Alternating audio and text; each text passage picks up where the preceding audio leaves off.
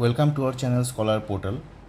তো বন্ধুরা, তোমরা আশা করি বাড়িতে খুব ভালোভাবে অঙ্ক প্র্যাকটিস করছো এবং হয়তো সায়েন্স খুব ভালোভাবেই পড়ছো। আমি এটি এক্সপেক্ট করব। তোমাদের হাতে কিন্তু সময় এখন খুব কম আছে। তো দেখো, আজকে বেশ কিছু ইম্পর্টেন্ট অঙ্ক নিয়ে আমরা আলোচনা করি, ঠিক আছে? তো প্রথমে দেখো, একটা অ্যালজেব্রার অঙ্ক দেওয়া আছে। যদি A plus one by A equal to three হয়, তবে A cube plus one by A cube কত? ঠিক আছে, দেখো এই অঙ্কটাতে A cube plus one by A কিউবটা বের করতে বলেছিল। তো আমরা কি করছি, A cube plus one by A কিউবকে লিখতে পারি এ plus one by A whole cube, মানে এ কিউব প্লাস বি কিউবের formula A plus B whole cube minus three A B into A plus B. এবার এই A plus one by A, কারণ আমার তো A plus one by A whole স্কোয়ারের ভ্যালুটা দেওয়া আছে, তাই না? তাহলে দেখো, A plus one by A তার whole square into A plus one by A বলতে পারি, মাইনাস থ্রি, এটা যেরকম আছে সেরকমই লিখে দিলাম। এইবার equal to a plus one by A whole স্কোয়ারের ভ্যালু হচ্ছে থ্রি, সেই জন্য three into A plus one by a minus three into A plus one by যেরকম ছিল সেরকমই রাখলাম। তো উত্তর হয়ে গেল জিরো। তো এরকম কিন্তু অঙ্ক আসতেই পারে, তো তোমরা একটু ভালো করে প্র্যাকটিস করে যাবে, ওকে? আচ্ছা, নেক্সট দেখো আর একটা অঙ্ক বলা আছে, যদি P equal to ninety nine হয়, তবে P into P square plus three P plus three এর মান কত? এগুলো ছোটো ছোটো অঙ্ক, আমি জাস্ট একবার রিভিশন দিয়ে নিচ্ছি তোমাদের, কারণ এগুলো পরীক্ষা আসতে পারে হঠাৎ করে, ঠিক আছে?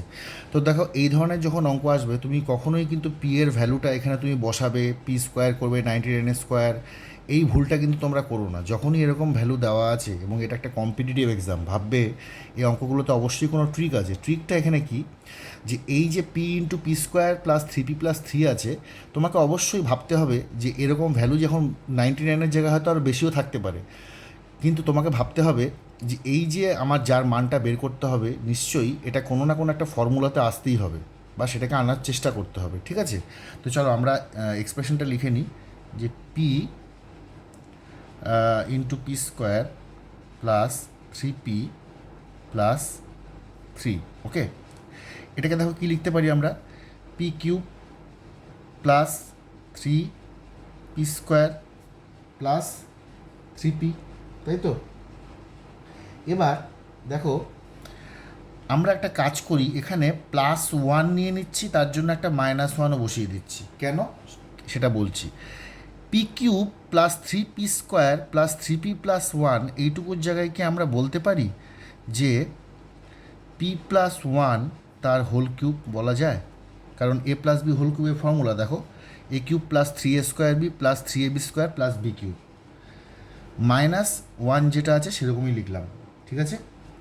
এবার দেখো, পি এর ভ্যালু নাইনটি নাইন, তার মানে নাইনটি নাইন প্লাস ওয়ান তার হোল কিউব মাইনাস ওয়ান, তার মানে এটা কী হয়ে গেল, একশোর কিউব মাইনাস ওয়ান, মানে এক দুই তিন চার পাঁচ ছয় মাইনাস ওয়ান।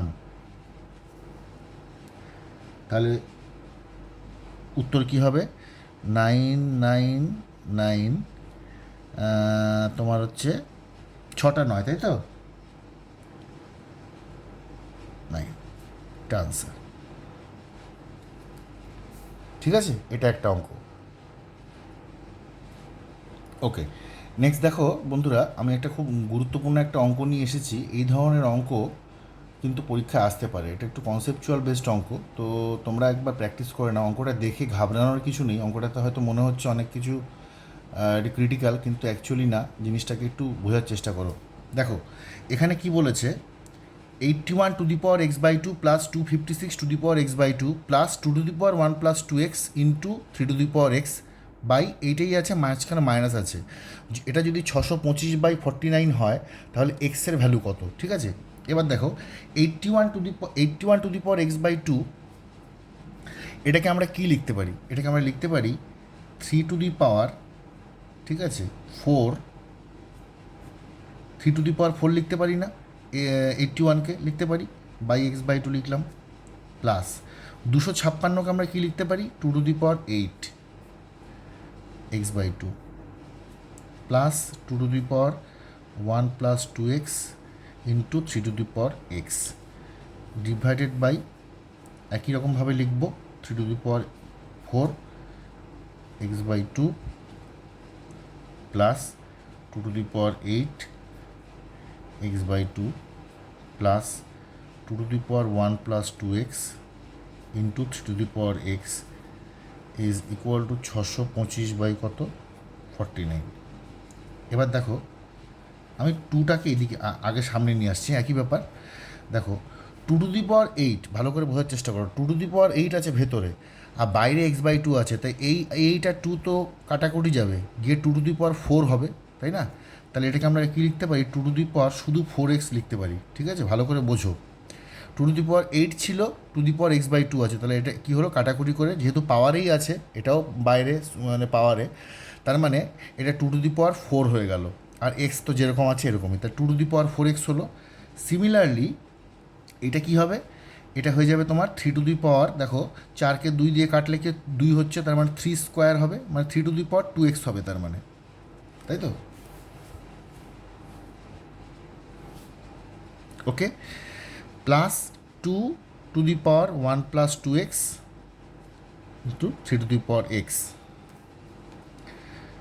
ডিভাইডেড বাই কী লিখবো, একই রকমভাবে লিখবো, two to the power 4x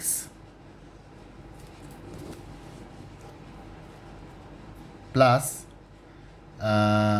two to the power 4x plus 3 to the power 2x,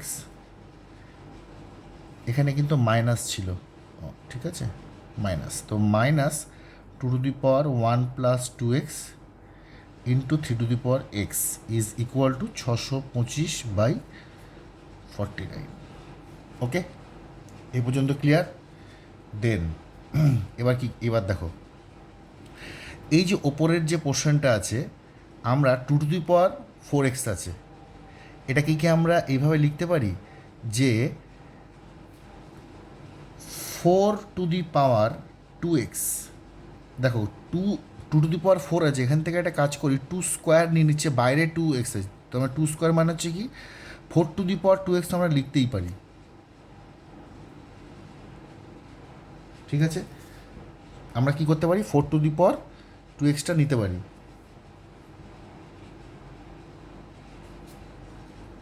plus তোমার 3 to the power 2x plus এটা যেরকম আছে আমরা এরকমই লিখলাম,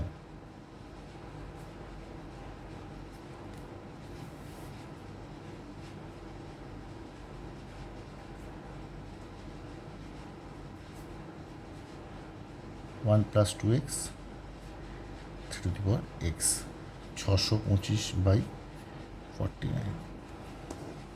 এবার দেখো এখানে আমরা যদি দেখি, দেখো এটা একটা ইকুয়েশন হচ্ছে, মানে এই কী করে বুঝবে এটা একটা ইকুয়েশন হচ্ছে, টু টু দি পাওয়ার 1 মানে ধরো A square plus B square plus 2ab, একটা তো আমরা জানি যে এই 2ab যেটা রয়েছে, দেখো এখানে হচ্ছে 3 টু দি পাওয়ার যে এক্স, ঠিক আছে, 3 টু দি পাওয়ার এক্সটাকে যদি আমরা বি ধরি, এই যে 3 টু দি পাওয়ার এক্স আছে এটাকে যদি বি ধরি, সেই জন্যই একে লেখা যায় 3 টু দি পাওয়ার এক্স তার স্কোয়ার, ঠিক আছে? আবার সিমিলারলি দেখো 2 ইন্টু এ মানে ধরো 2 ইন্টু এ মানে জাস্ট 2x, মানে 2 টু দি পাওয়ার 2x, তাহলে 2 টু দি পাওয়ার 2x যেটা হবে সেটা হচ্ছে আমাদের হয়ে যাবে হলো মানে 4 টু দি পাওয়ার এক্স, তার মানে, ঠিক আছে? তাহলে 4 টু দি পাওয়ার এক্স যদি আমি এখানে ধরি, তার মানে কী হলো ব্যাপারটা, দেখো এটাকে লিখতে পারি 4 টু দি পাওয়ার এক্স তার square plus 3 to the power x তার স্কোয়ার লেখা যায়, মানে এক্ষেত্রে কী হলো, 4 টু দি পাওয়ার এক্সটা হয়ে গেল তোমার এ, আর 3 টু দি পাওয়ার এক্স হয়ে গেল বি, প্লাস 2 ইন্টু কী হবে 4 to the power x into 3 to the power x divided by 4 to the power x তার square plus 3 to the power x তার square minus 2 into A into B, এই জায়গাটা বুঝতে হবে। দেখো বেসিক্যালি আমরা 4 টু দি পাওয়ার এক্স আছে, এখানে 2 টু দি পাওয়ার, আমরা যদি এই 4কে যদি ভাঙতাম 2 স্কোয়ারে, তাহলে 2 পাওয়ার এখানে 1, আর 2 পাওয়ার হচ্ছে 2x হতো, সেই জন্যই 2 to the power 1 plus 2x এসেছিলো, আর 3 টু দি পাওয়ার এক্স তো এরকমই রয়েছে, এখানেও সিমিলার, ওকে, সেই জন্য করা হলো। তাহলে দেখো এটাকে আমরা কি বলতে পারি, উপরেরটাকে বলতে পারি এ plus b, a plus b মানে 4x plus 3 to the power x তার square by 4 to the power x minus 3 to the power x তার স্কোয়ার ইজ ইকুয়াল টু 625/49। আবার এটাকে লেখা যায় 625 মানে 25/7 তার স্কোয়ার, বোথ সাইড স্কোয়ার হয়ে গেল। তাহলে আমরা কী বলতে পারি 4 to the power x plus 3 to the power x divided by 4 to the power x minus 3 to the power x is equal to 25/7। দেখো এইটুকু পর্যন্ত কোনো অসুবিধা নেই আশা করি। এবার কি করব, বজ্রগুণ করে দেবো আমরা।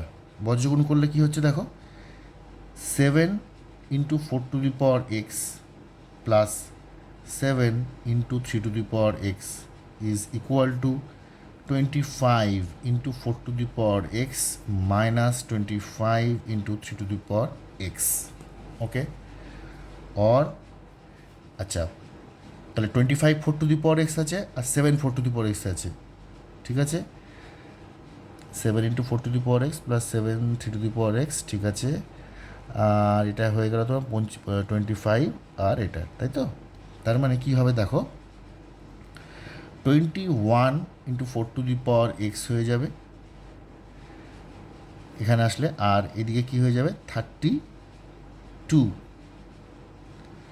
25 7, সরি আমি একটা ভুল করলাম এখানে, আমাদের এখানে হয়ে যাবে হলো 25, এখানে চলে গেলে হবে 18, okay. 18 into 4 to the power x হবে ইজ ইকুয়াল টু হয়ে যাবে তোমার 32 into 3 to the power x, ঠিক আছে।